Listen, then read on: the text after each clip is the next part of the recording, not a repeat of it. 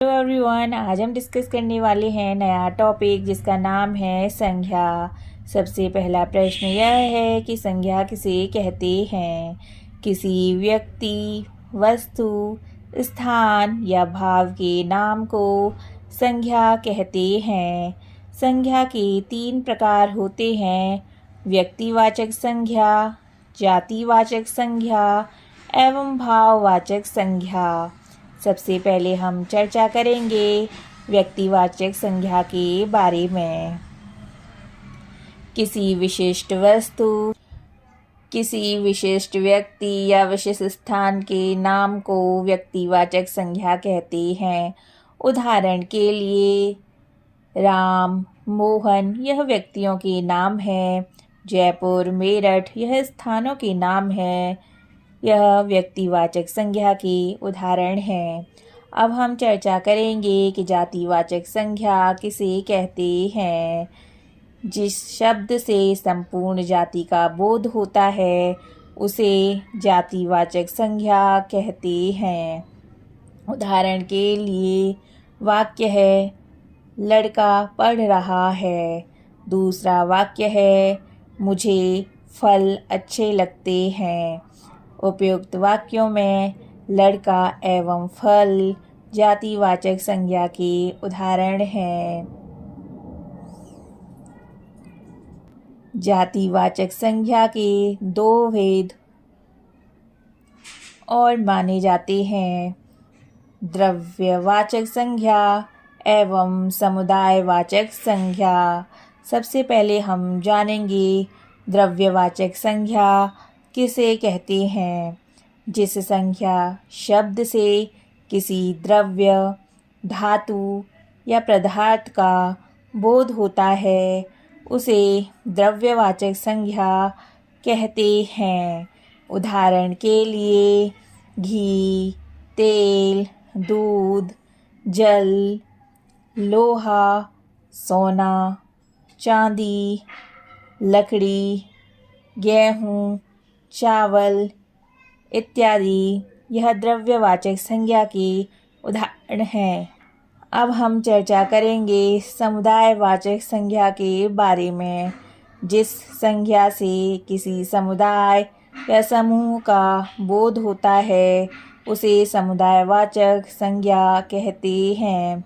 उदाहरण के लिए सभा, सेना, दल, परिवार, समिति इत्यादि शब्द समुदायवाचक संज्ञा के उदाहरण हैं। अब हम जानेंगे भाववाचक संज्ञा के बारे में। किसी गुण, स्थिति, दशा, भाव या विशेषता के नाम का बोध कराने वाले शब्द को भाववाचक संज्ञा कहते हैं। उदाहरण के लिए शब्द जैसे मधुरता, सुंदरता, तीव्रता इत्यादि शब्द भाववाचक संज्ञा के उदाहरण हैं। अब हम जानेंगे कि भाववाचक संज्ञा का निर्माण किस प्रकार। कुछ शब्द अपनी मूल प्रकृति से ही भाववाचक संज्ञा होते हैं, परंतु ऐसे शब्द भी हैं जिन्हें दूसरे प्रकार के शब्दों से बनाया जाता है।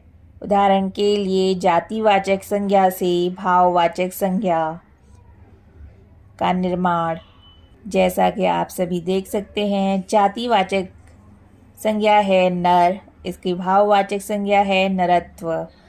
जातिवाचक संज्ञा है नेता, भाववाचक संज्ञा है नेतृत्व। जातिवाचक संज्ञा है प्रभु, भाववाचक संज्ञा है प्रभुता। जातिवाचक संज्ञा है स्त्री, भाववाचक संज्ञा स्त्रीत्व। अब हम बात करेंगे सर्वनाम शब्द से भाववाचक संज्ञा के निर्माण के बारे में। सर्वनाम शब्द है अपना। अगर हम इसकी भाववाचक संज्ञा की बात करें तो अपनापन, भाववाचक संज्ञा है। एक और शब्द है मम, भाववाचक संज्ञा है ममत्व।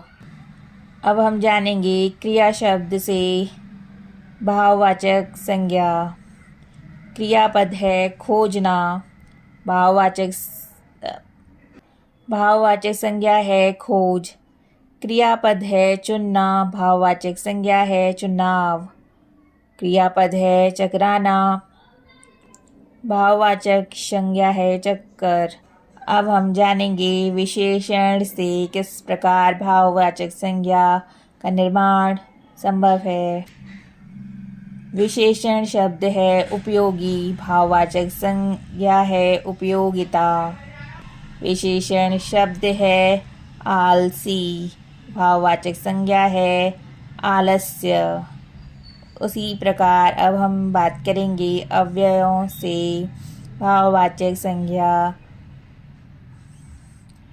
का निर्माण किस प्रकार किया जाता है। अविकारी शब्द है नीचे, भाववाचक संज्ञा है निचाई। अविकार शब्द है धिक, भाववाचक संज्ञा है धिक्कार।